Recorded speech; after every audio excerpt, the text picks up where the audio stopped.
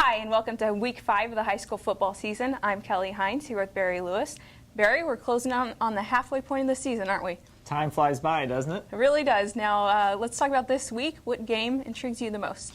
I think the number one game of the week is East Central at Coweta. It should be a tremendous matchup. Last year's game went down to a last-second field goal, and this year's could do very well the same. East Central top-ranked in 5A. They should win this game, but Coweta is got a tough defense. They can control the clock. Hayden Holmes has done a great job running the offense for Coweta this year.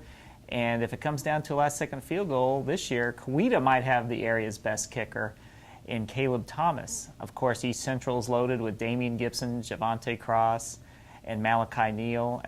So it should be an outstanding matchup. And Kelly, there's an interesting game at Noah this week. That's right. This one might not be a close game, but Oklahoma City Heritage Hall comes into town this week, and it'll be a good chance to see some really good players, some of the state's best players. The Chargers are undefeated, defending state champions, and they have obviously a great running back in Barry J. Sanders, top recruit in the state. They also have Sterling Shepard, a wide receiver who's committed to OU.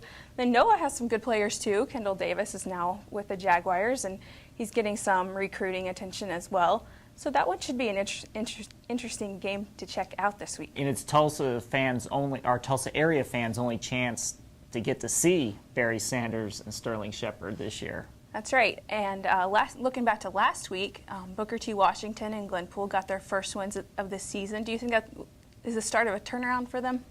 Well, I think both of them started 0-3. We were all shocked by that. But when you look at their schedules, they had some very tough schedules, and they seemed to both get on track last week. So I think they'll both make the playoffs. It's no time to panic if you're a Booker T. or Glenpool fan. I think they'll get back into the playoffs. Even though they might not be as strong as they have been in previous years, you still can't discount them, especially Glenpool with Alton Atkins back in the lineup. He had a great game last week. And Kelly, one of the surprise teams in the area has been Stillwater. I don't think anybody plays more exciting football than Stillwater. They've had some great games, and what an offense they have. That's right.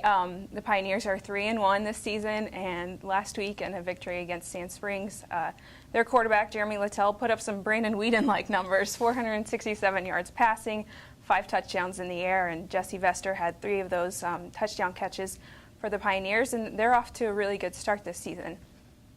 Well, that's all we have time for this week. Thanks for joining us, and watch TulsaWorld.com on Friday nights for the latest scores and updates.